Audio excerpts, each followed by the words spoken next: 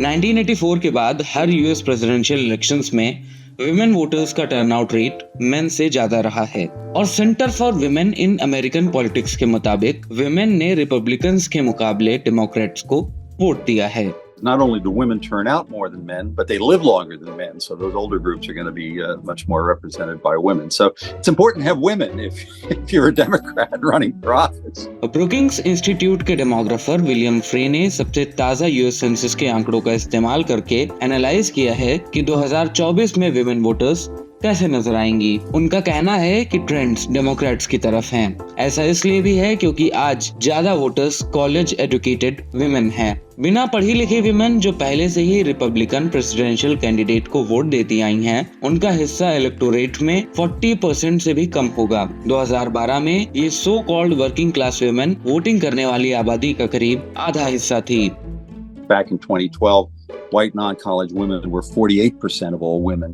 Now they're just 38% of all women. College educated white women में पहले से ही Democrats को वोट देने की उम्मीद ज्यादा होती है और अब ये हिस्सेदारी और बढ़ रही है। 2012 में ये वोटर्स का 23% हिस्सा थी और अब वो एलिजिबल वोटर्स का 27% हिस्सा है।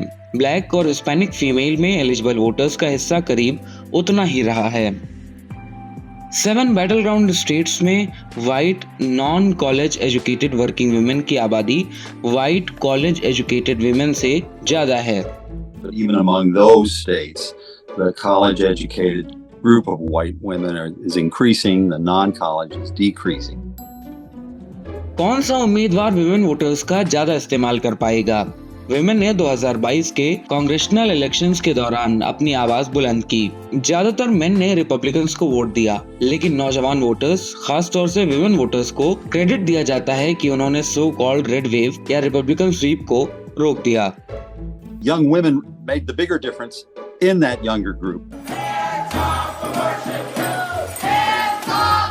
एबॉर्शन के मुद्दे की वजह से कई यंग विमेन वोटिंग करने गई, लेकिन एबॉर्शन 50 साल से ज्यादा उम्र की डेमोक्रेटिक फीमेल वोटर्स के लिए भी एक मुद्दा है।